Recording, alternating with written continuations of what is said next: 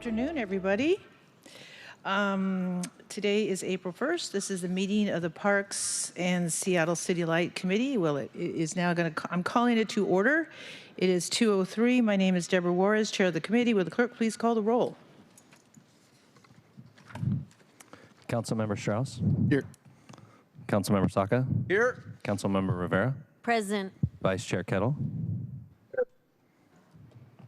Chair Juarez. Thank you. Or here. Hey, Councilor Kettle, let's check your mic one more time. I think 1, 2, 1, 2.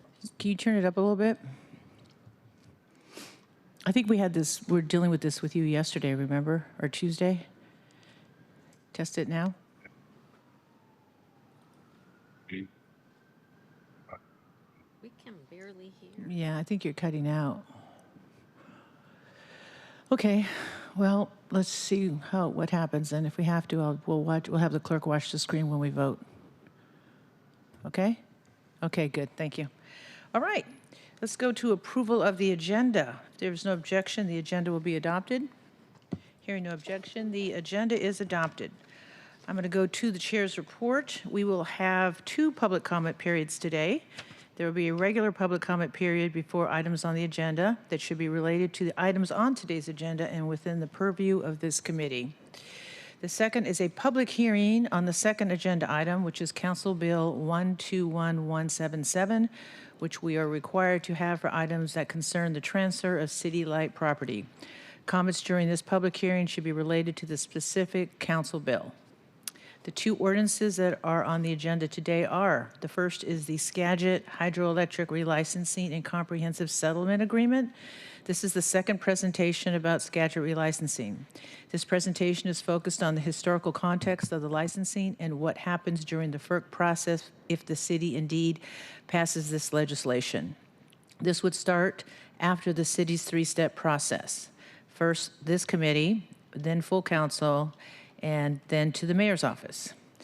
My understanding today is for item number 1, the presentation will be presented obviously by Seattle City Light, and we will be joined by Craig Smith, Dennis McLaren, Chris Townsend, Stephen Karbowski, Matt Love, and then Eric. Is Eric here? There he is. Eric McConaughey from Central Staff. The second ordinance is a land transfer in which City Light is selling land to Snohomish County, but will retain rights and access for an electrical easement.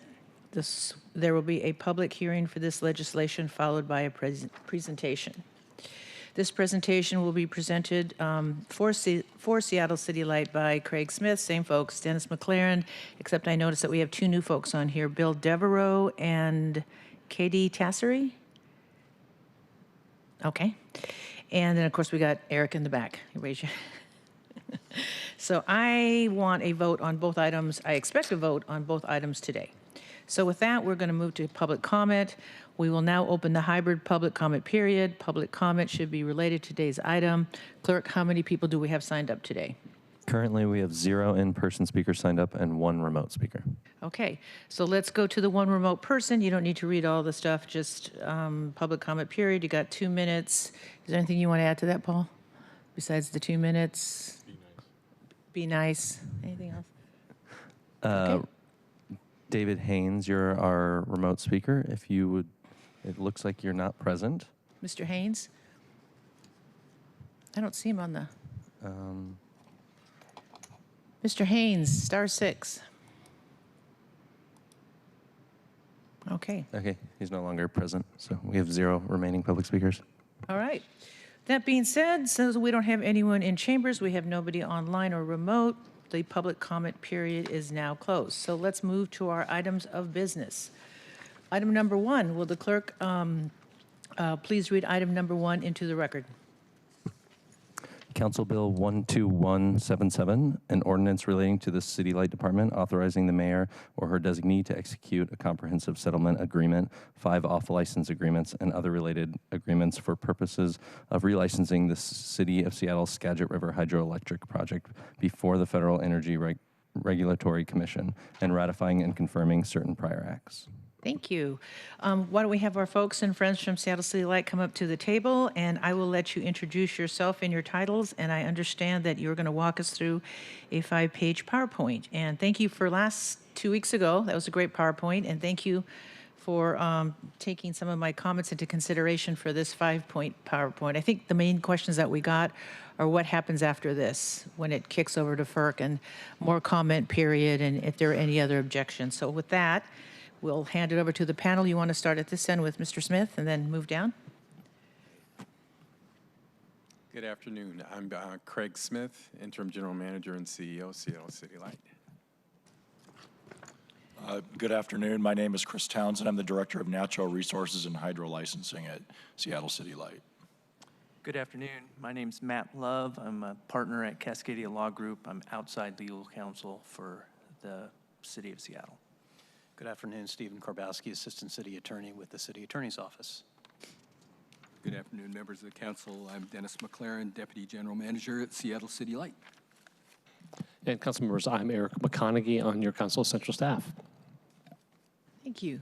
And so with that, why don't we move forward with your presentation? Okay. So thank you, Committee Chair Juarez, Vice Chair Kettle, and committee members.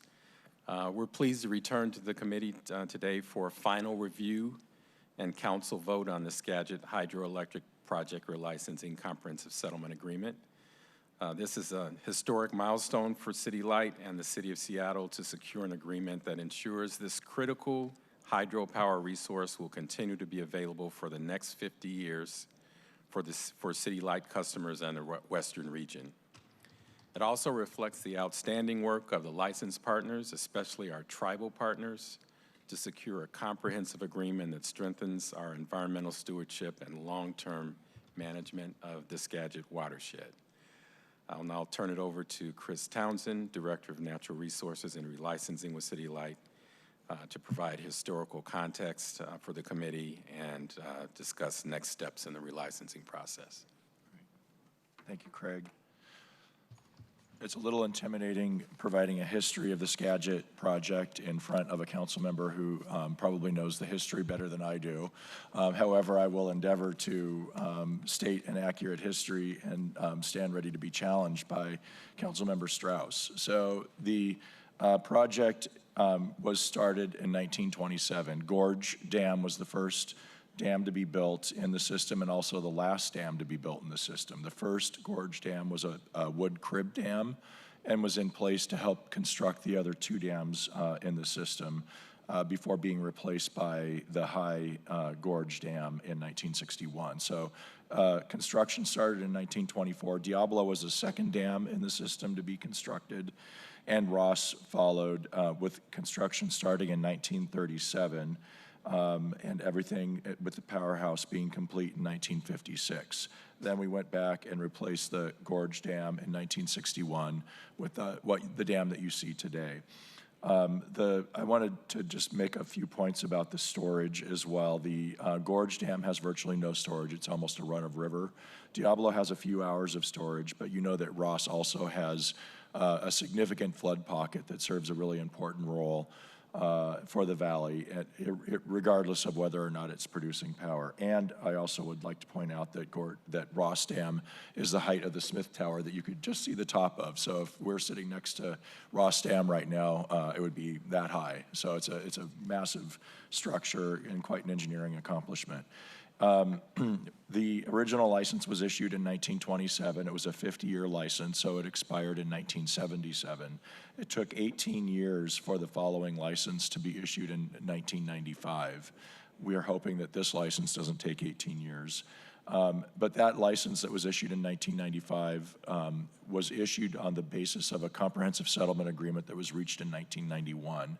And I believe it was the first such comprehensive settlement agreement in FERC relicensing. So the City of Seattle did pioneer the approach of using comprehensive settlement agreements in FERC relicensing. Our license is currently expired. It expired in April of last year, about a year ago, and we'll be operating under annual licenses at pretty much a pro forma basis until we have the new license. It doesn't take an application or anything to get an annual license. They're just issued by FERC on a year-by-year basis. And we basically extend the existing conditions that were in the, or the conditions that were in the 1995 license until the new license is issued. We began the process for the new 50-year license in 2018. And the first significant step was to complete a number of studies. I think we did 33 studies at a cost of $25 million. So we did an extensive amount of science to support the decision-making in this process, and we've used that body of work in the development of the comprehensive settlement agreement that we're asking you to approve for moving forward. We submitted the license application in April of 2023, and we concluded settlement discussions in December of 2025, which was a real milestone. All parties that have any regulatory authority or treaty rights associated with this hydroelectric system have signed the agreement already, so we'll be the final signature to go on to the agreement. And I'd also like to report that the Skagit County did approve and sign the settlement agreement, I think 2 days ago. So that was a significant win to have a local government sign on. Were those the folks that sent us the letter, the commissioners, dated over a week ago, that were opposing it? Okay. And the mayor's office has responded to the commissioners. We saw the response. Yeah, Okay. great. And we, even when we hopefully sign the agreement and have a signing ceremony at some point in May, early May, we're hoping, we still anticipate that we will not get a new license until about 2030. There's still a significant amount of process, which I'll go through with you now. Once we submit the comprehensive settlement agreement and updated license application to FERC, they'll issue a public notice, and public comment opportunities will begin right away. There'll be a couple of opportunities for public comment during that period. The initial one is pretty quick. The notice is issued, and then the public will have 20 days to comment. After that public comment period, FERC may request additional information. If they do, that could involve, several months to a year of additional studies, after which they would issue their readiness for environmental analysis. And that process really kicks off the regulatory process for the other federal agencies with the role and the state agency with the 401 water quality role. So those are also listed here. And again, the new license would be about 2030 with all of that process, and that is maybe an optimistic timeframe given the complexity of this project. But I did want to make the point on this slide too that the City Council will consider a new ordinance in 2030 to accept the license. So there's one more opportunity for the City Council to hear this, and that will be when FERC has issued the license for adoption. As soon as we sign the agreement, that's the effective date of the comprehensive settlement agreement, and the agreement includes several different activities that depend on the effective date that we will get busy on right away. So even though it's going to take until 2030 for FERC to issue the license, we've agreed to do a number of things that will give us a jump start on a lot of the good measures that we've included in the comprehensive settlement agreement. First of all, we'll set up the governance program, and you'll know from the letter from the county and others that there is a keen interest in us being open and transparent and getting a jump on activities right away, not dragging our feet. And by setting up that license implementation committee and the ecosystem monitoring and adaptive management program, that's immediate action right out of the gate, including our partners in the implementation of critical science and engineering to keep the major components of this going. We'll complete the historical properties management plan, and then we will start the flow and habitat planning. So we're going to be doing a number of studies related to juvenile salmonid habitat to make sure that our flow measures are accurate. We'll do a gravel augmentation pilot, the theory being that the dams are blocking the natural flow of sediment, and it may be possible to put sediment in certain parts of the river to restore that sediment flow. And we'll develop a process flow adaptive management plan. And again, process flows are flows that mimic storm events and other unusual events in the hydrograph that can provide services like keeping side channels open. We'll also begin, importantly, our estuary habitat enhancement plan. We have a 2-year time frame for that, but we want to work with Skagit County, the drainage and diking districts, the tribes, and others to identify the most important properties to move forward with restoration. So that'll be a collaborative process that happens early on in the process. We'll have operations and water quality actions that we'll be taking. We've already started on designing a minimum in-stream flow structure to put water back into gorge reach. So as soon as we're issued the license, we'll be able to implement that. What that will likely look like is a low flow generator. Of course, the agreement with the Upper Skagit tribe includes a revenue sharing agreement on that low flow generator, and which is appropriate because the gorge dam where that low flow generator will be built is built on one of their historical spiritual sites in the gorge reach of the river. And we'll be returning the 250 CFS through that minimum flow generator to the reach. We'll continue with water quality and temperature modeling and do some other water quality work with ecology. Now, most importantly, we'll be starting the early work on the fish passage program. There are 4 key items associated with that. City Light is responsible for doing a body of additional scientific studies that we'll convene right away. We're working on the study plans, the scope, schedules, and budgets right now to get agreement on that so we can start immediately. We have 1 year to conduct the additional studies, and if we need to, we will conduct more work than what is required in order to make good decisions and make sure that we have a fish passage system that will work and will return a lot of value to the river. The second item is the responsibility of the Upper Skagit Indian Tribe. They will be working with Macmillan to do a cost and schedule report for the downstream collector and other elements of the fish passage program. And that work needs to occur within the first 6 months. So that'll give us information about what the downstream collector will look like. It's in a really remote area of the Ross Reservoir, going to be difficult to build, so we're going to get a jump on that engineering work. And having the Upper Skagit tribe leading it kind of removes any feeling that the city might be kind of steering things in the direction that we want to go. So it was like a second party designing that important component of the work. Similarly, we had the National Park Service design the Ross Access Report. One of the feasibility criteria for the downstream collector is that we're able to access the reservoir with the heavy equipment and materials needed to build the downstream collector. The National Park Service is going to lead that effort, and that effort will include looking at a road and other alternative means of access, such as a sky crane.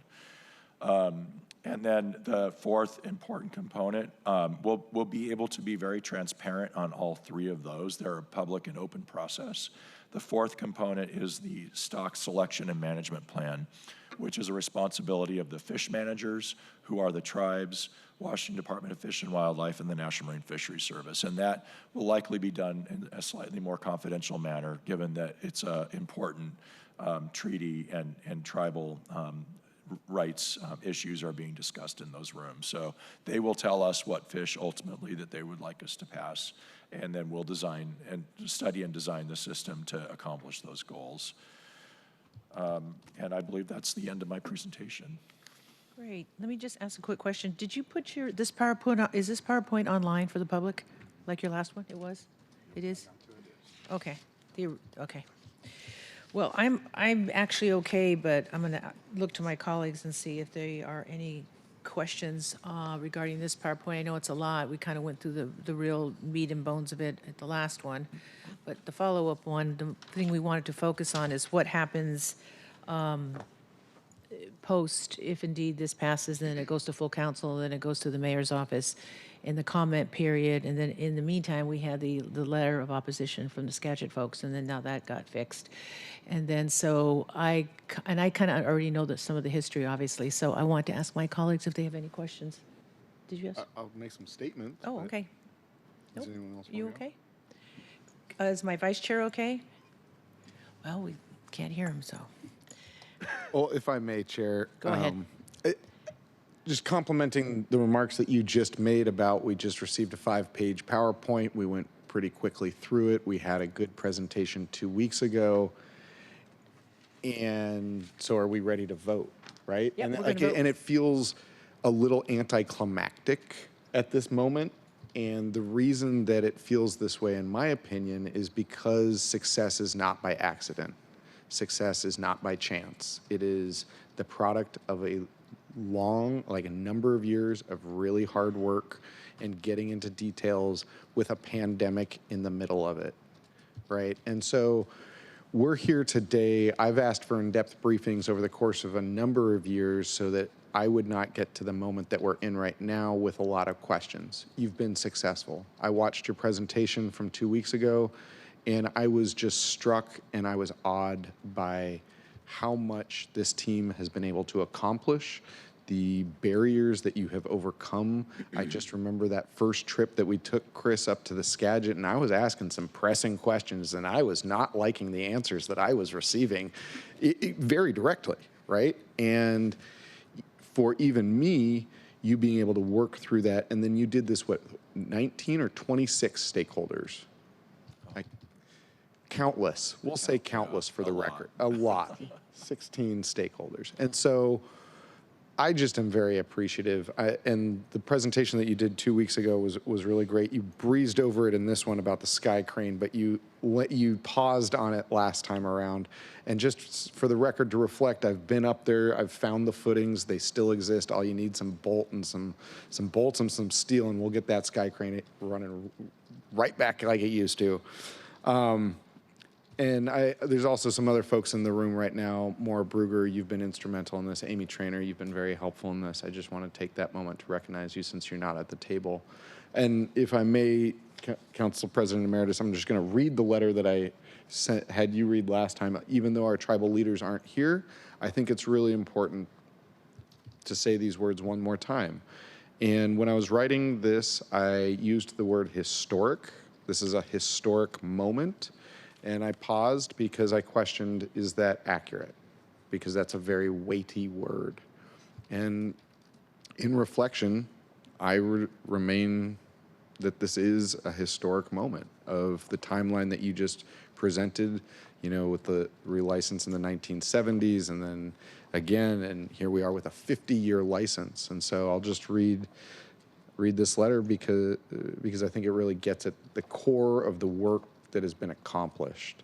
Just thank you to our tribal leaders. Thank you for letting us be your guest here today in Chambers and in the Skagit River watershed. The Skagit River is one of the healthiest rivers and has the highest salmon run in Puget Sound. This is because of your millennia of stewardship, your conservation efforts over the last century, and the positions you have held in this last decade of negotiating this relicense agreement. Me, my family, and future generations are indebted to you and what you have accomplished for all of us. The last license agreement conserved the land in the Skagit River Basin so much that it equates to the size of Ross Lake, which extends so far it goes to Canada. The agreement before us goes even further. Your willingness to work with us in an off-license agreement and your commitment to hold us to account is what makes this moment incredibly special. It's what makes this agreement historic.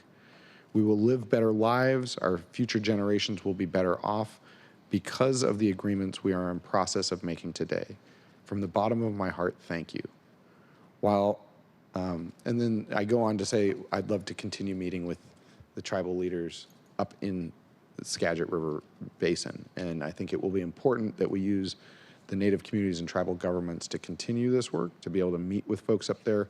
Because while they were here last meeting, and we got through a fair amount of the information that they were able to share with us, there was so much left on the table for us to discuss, because a decade of negotiating to get to an off-license agreement where we're not suing in court and we're continuing to have electrical generation operating in the Skagit is just incredible. And so the back pay for our use of the land, our conservation, our electrical generation, putting water back in the river and still not losing generation, this is a really historic moment. And Chris, thank you from the bottom of my heart for your work on behalf of the city of Seattle.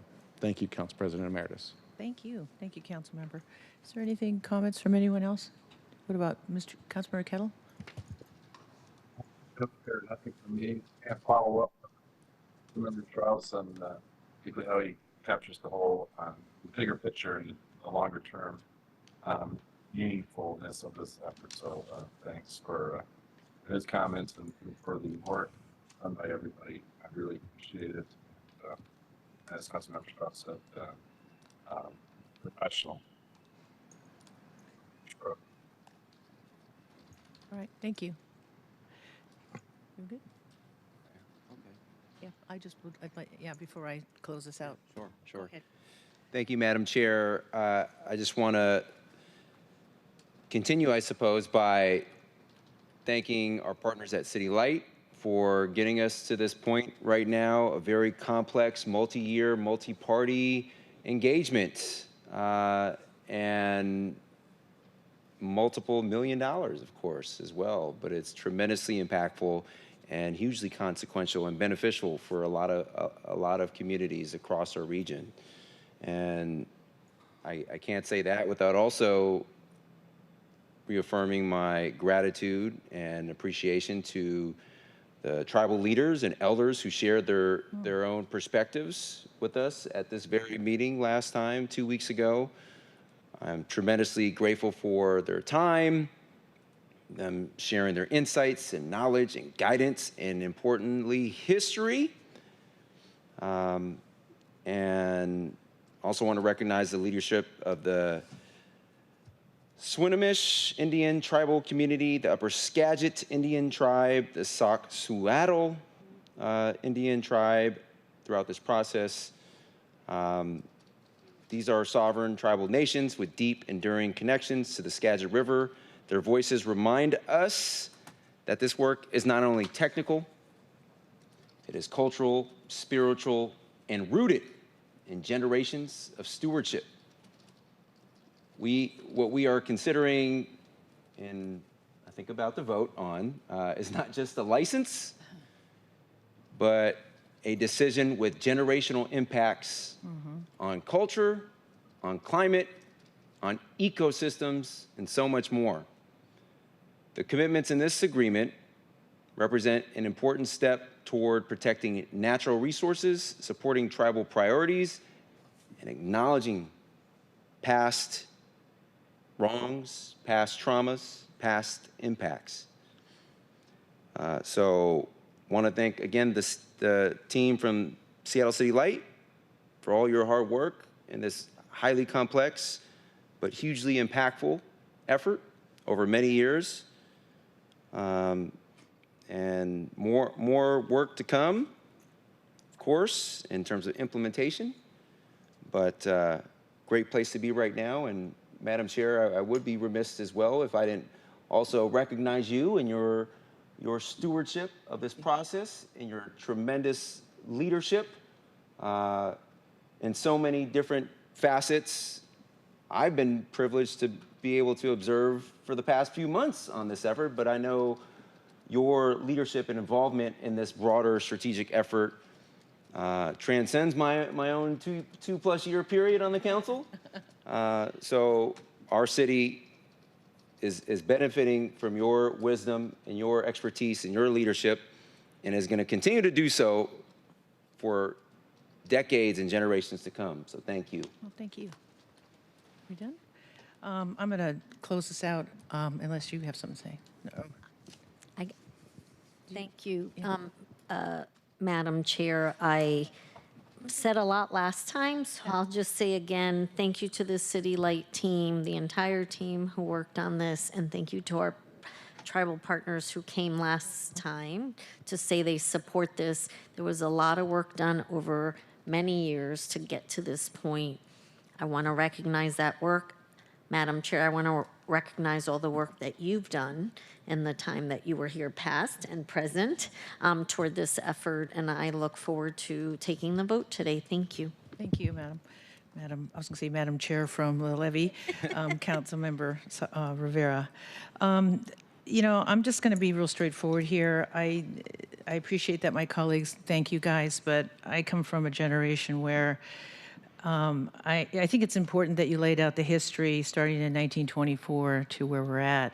What I always find a bit disingenuous, though, is that you never put in the history of the treaties that guaranteed tribes their rights to the fish and what the Army Corps of Engineers did to our river and our stream systems and the degradation.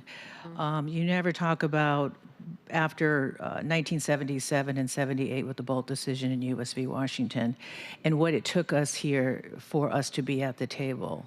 I'm just cautioning you in the future. I'm not going to call BS, but those of us that lived through this and the fish wars, that's part of the history. And I know you all work hard, and I get that.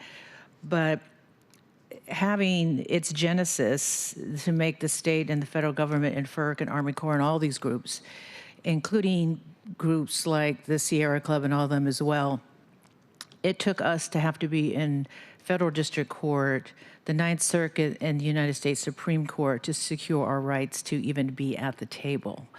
While I thank you for your work, I think the real, for me anyway, the real heroes is what I look back on, and I'm sure you watched the fish wars, is that and when we say tribal or traditional, we also had the science.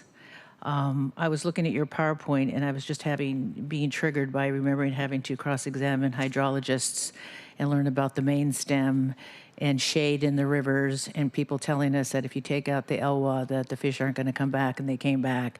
Dealing with, I could go on and on. So I guess my point is, I think it's important when you do the signing, if we get this out of committee and we go to full council, I think it's important that we talk about the whole history here, and it has been very tragic, and we have lost a lot of land and a lot of resource that we're not going to get back. Let's just call it what it is.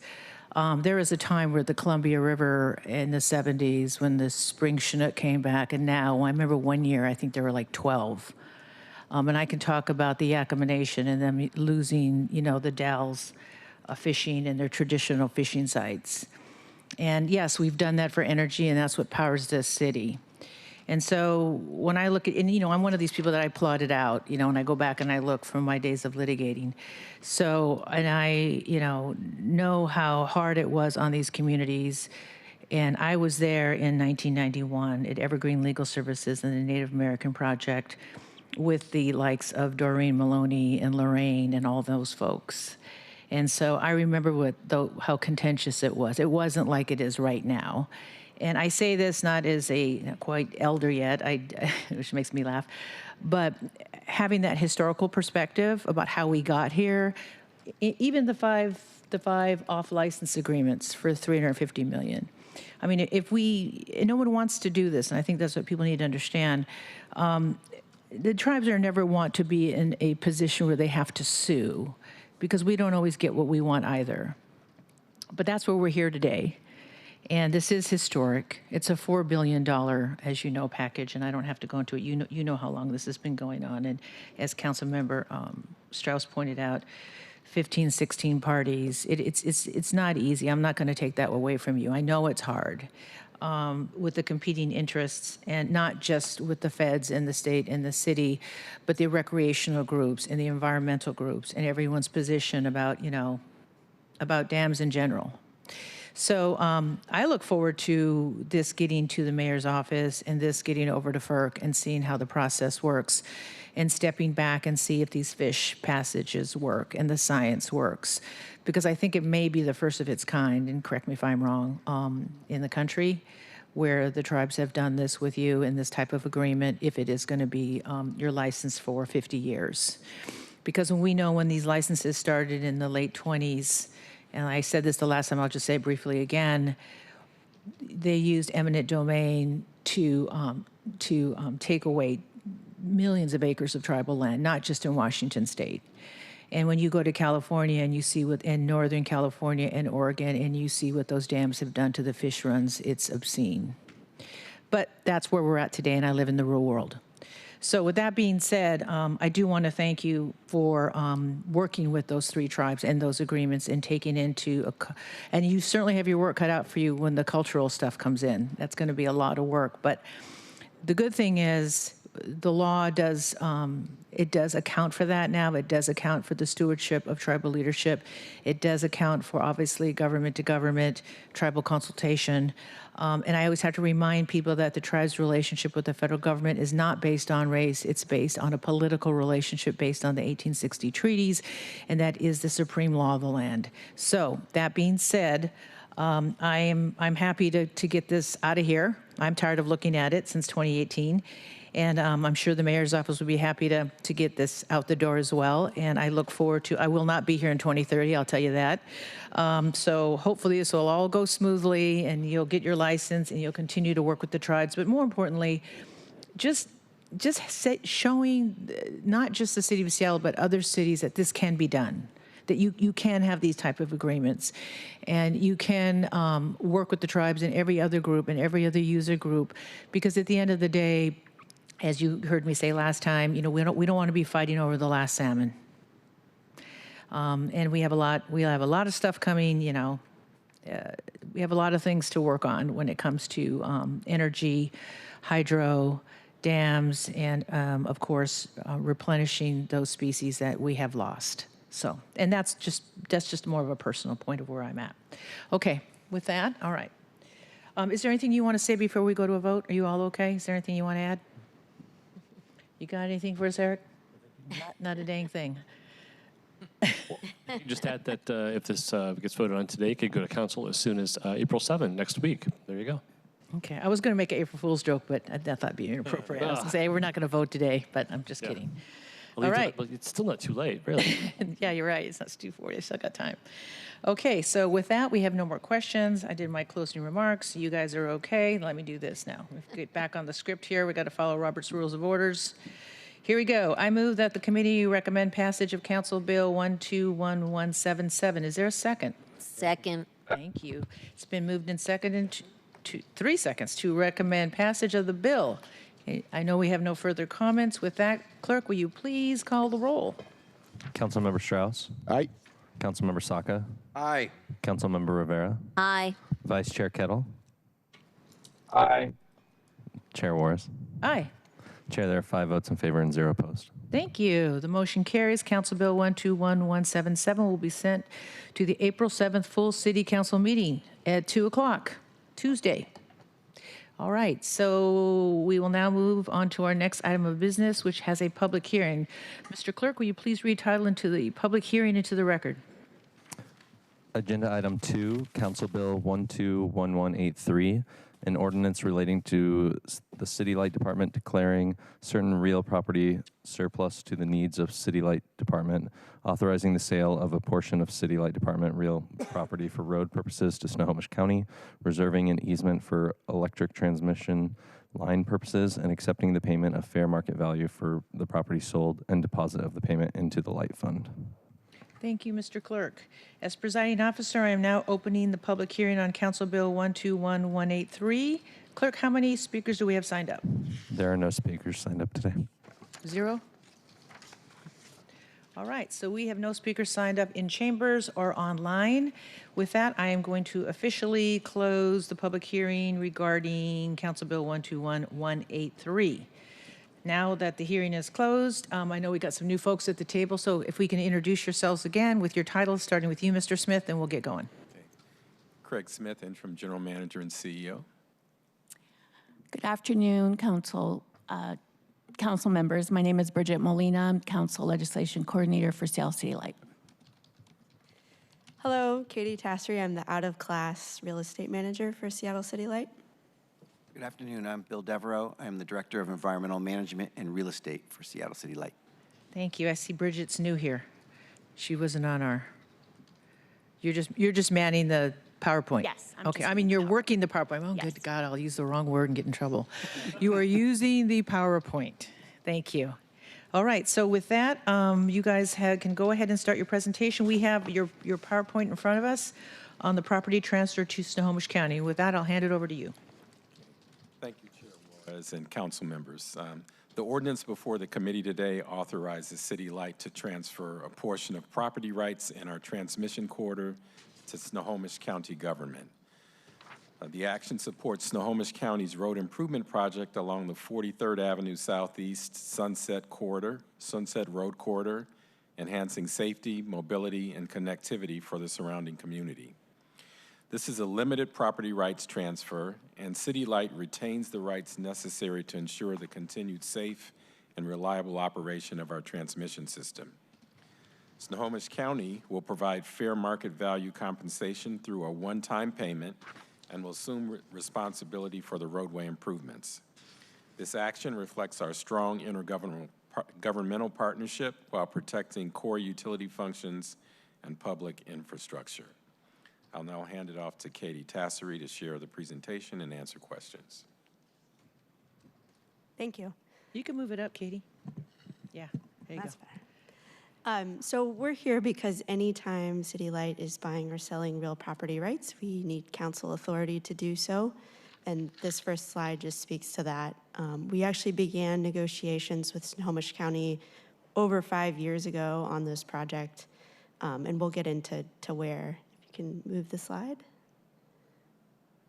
So the location of the property that City Light owns and the roadway project that Snohomish County is embarking on is 43rd Avenue Southeast here. It's just south of Mill Creek. And sometimes a lot of the signs out there say North Creek is sort of the neighborhood area. And it's unincorporated and it's a pretty rural area, but lots and lots of new development out there. Next slide. So Snohomish County, as part of their comprehensive plan per the Growth Management Act, is doing this roadway project to improve 1.7 miles on the 43rd Avenue corridor, and they did some studies. This is the best location. It runs just adjacent to City Light's transmission corridor, and it's to create a new roadway to move cars north and south between some of the major arterials out there. And you can I have see to say there's- this, Kate, this is my favorite picture. I didn't know what a bioswale was. I see them everywhere, and I had to ask Councilmember Strauss. I go, oh, this is what you've been talking about, these thingies. Yeah, it looks nice, huh? Yeah, it does, actually. Next slide, please. So City Light has a transmission corridor that goes just along on the west side of that roadway. Some of the roadway already exists and will be widened, and some of it needs to be connected to other streets that are along the corridor. City Light's transmission line is part of the larger east side line, and it's a long, skinny strip that's about 155 feet wide that just allows the corridor to bring the electricity from up north to down south. And the roadway is just on the east side of that, the existing roadway. So the portion that Snohomish County is acquiring is really just this little sliver between the high transmission lines, which prevent and restrict any sort of development, and then the existing roadway. So Is that a little lake, the blue thing on the corner? Or is that a building? That blue blob? Yeah, it looks I was like wondering what that was. we can follow up on that. No, I don't need to know. I just thought if you knew, I was just wondering. It's okay. You don't have to get back to me. In addition, there's some trees and things that are in this narrow strip that Snohomish County PUD would be acquiring, and we've heard from our operations folks that those trees are a risk to the transmission line anyway, and something that City Light would have had to address, but this project actually resolves that issue, and City Light no longer has to remove those trees. So in the transfer, there's a portion of property that would be transferred. It's a long, skinny strip, as I said. City Light would retain all of our easement rights to keep the corridor intact, and we would receive a one-time payment of $452,216, which is the fair market value for the property rights. The reason why Councilmember Rivera and I are smiling and laughing is because you're protecting trees. And people really care about trees. Some of us more than others. But thank you for that. Next slide. And that's it. Are there? Oh, that's it. Okay. Well, is there anything from my colleagues? Councilmember Rivera, you happy with the trees, the whole thing? Yes, thank you. Thank you for preserving trees. We laugh, but it's an important thing, particularly just given climate change. You all know protecting of our canopy is really important. However, we can do it as often as we can do it. So I really appreciate So just to clarify, they'd actually be cutting those trees down. Oh, I thought you said you were preserving those trees. thought for me too. Us I having to heard cut you them, say but just then- now you didn't have to do that. Yeah. City Light does not have to, but Snohomish Oh. County would be to put the roadway through. Oh, well, then I take it back. Boo. We take it back. We thought you said that. Well, we're not Yeah. doing it, though. Yes, sorry Okay, about well then, that. yay. You're not Misunderstanding. doing it. You're Yeah, we'll They're just the blame it bad on guys, them. not Good. us. Yes. Not that we don't care about Snohomish County. 100%. We care a lot. So, I Yes. mean, I guess I will say, Chair, that I'm disappointed to hear we have to cut down trees. And I'm not going to throw our our colleagues in Snohomish County under the bus. I do, in all seriousness, anytime we cut down trees, it's a big deal. And, the residents that I represent in the district, but also across the city, we know that we have broad support for preservation of trees, so we don't take it lightly when those have to be removed, and that's true for City Light. And so it's disappointing in this instance, and it sounds like we have to. It's part of the work that we have to do. But this is why in other areas where we don't have to, we should be really working to preserve tree canopy in our city and across our state. That's why we are the evergreen state, and we want to keep it that way. And it also goes to the ecosystems, Chair, and has a nexus to salmon and our waterways. So all of that is true. And Save. trees also, I mean, it really, truly, trees help keep our waterways clean. I know, you just did the whole circle of life right there. Circle of life. Thank you, Councilmember Rivera. That's what Thank you're you. getting. Thank you for that. Thank you. All kidding aside, I'm sorry. It's only Wednesday and we're tired. Is there anything from Councilmember Strauss? Yeah, may I? Yes, you may. Thank you, Chair. As colleagues, you may know that Council President Emeritus Juarez has tasked me with continuing the legacy that she has created around Native communities and tribal governments. As part of this, I think everyone has been hearing the song I have been singing about, and we've now named it. We have named it as of today. We will be running the Beyond the Land Acknowledgement resolution. And Land back. It's called land back. you can add that part as an amendment. Okay. It would be a little awkward for me to start out there. But where we're going with this, it's a conversation that we've had with SPU. Katie, I really appreciate the conversations that we had in briefing for this meeting. We've spoken to FAS, and yet still it's not an official policy or resolution of the City of Seattle yet. I have been working on my Senator John McCoy's 2 years of education before writing a policy, and so I think we're getting closer to having a formal policy so that there's less confusion. In this situation, I really appreciate the work that you've done because, again, success is not by accident in this case. This has been many years in the works, and the nexus here of transferring this land to another utility for a utility purpose is really center for me. The amount of land that we're transferring and the distinct purpose that it is being used for, where it has been used and will be used for in the future, gives me no pause in supporting this land transfer today. And I just really appreciate everyone's keen attention to engaging in a government-to-government consultation with federally recognized tribes when we are dispossessing or transferring of land. I know with SPU, they had talked to a school district when they were transferring the land. If we're talking to school, this is not a shade at anyone, right? Again, but it's by way of example, if we are having conversations with another government that is a school district, we darn well should be having consultation with our sovereign neighbors who are federally recognized tribes. So all of that to say, job really well done. Thank you. Thank you, Councilmember Strauss. Are there any other questions before I go to a vote? All right, I'm not seeing any. My vice chair? Nope, I think we're good. All right. Okay, so let me do this. I move that the committee recommend passage of Council Bill 121177. Is there a second? Second. Thank you. It's been moved and seconded to recommend passage of the bill. Any further comments? Not seeing any.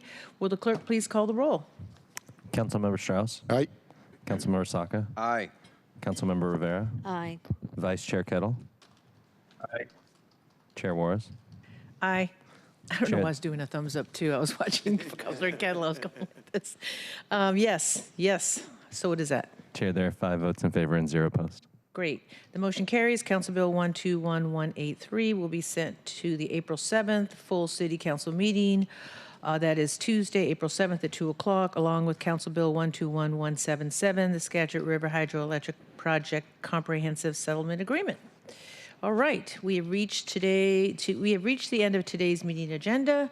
Is there anything else for my colleagues? All right, not seeing any other further business to come before the council. We are adjourned, and it is 2:53. Thank you.